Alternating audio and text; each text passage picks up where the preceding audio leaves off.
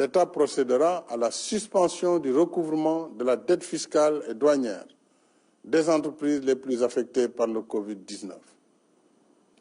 En contrepartie, elles devront s'engager à maintenir les salaires de leurs employés ou à payer plus de 70% du salaire des employés mis en chômage technique. Les entreprises et personnes physiques qui soutiennent le force Covid-19 sous forme de dons versés au compte ouvert au Trésor public pourront déduire ces dons de leurs futurs résultats fiscaux. J'ai également ordonné une réorganisation du budget par des coupes sur les dépenses de fonctionnement et d'investissement reportées, ce qui correspond à une économie de 159 milliards de francs.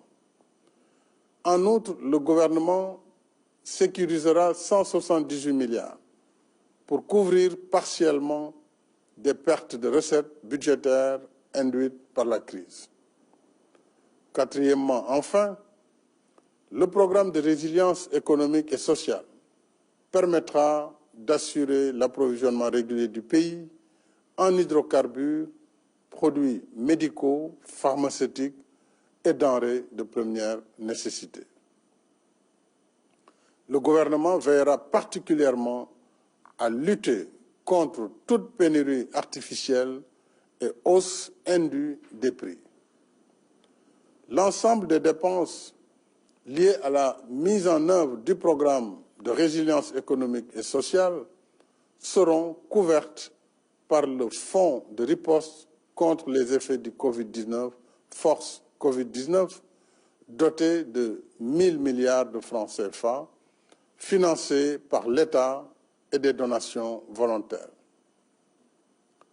Au nom de la Nation, je remercie celles et ceux qui ont déjà contribué aux forces Covid-19, secteur privé, personnes physiques et partenaires au développement.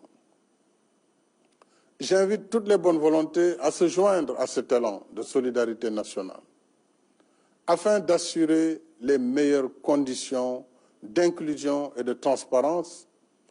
Le force Covid-19 sera supervisé par un comité de pilotage qui comprendra des représentants de l'État, de l'Assemblée nationale, toutes sensibilités confondues, et de la société civile. Au demeurant, cette crise doit nous faire réfléchir davantage sur nos limites et nos vulnérabilités.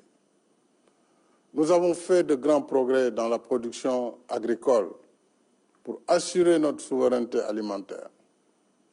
Mais nous devons encore produire plus et mieux, consommer sénégalais pour être moins dépendants des marchés extérieurs.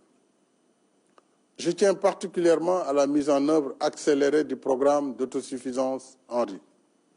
Mes chers compatriotes, dans un contexte global marqué par de nouvelles menaces transfrontalières comme le Covid-19, la vulnérabilité de l'État-nation rend encore plus pertinent l'attachement de notre pays au panafricanisme, parce que l'unité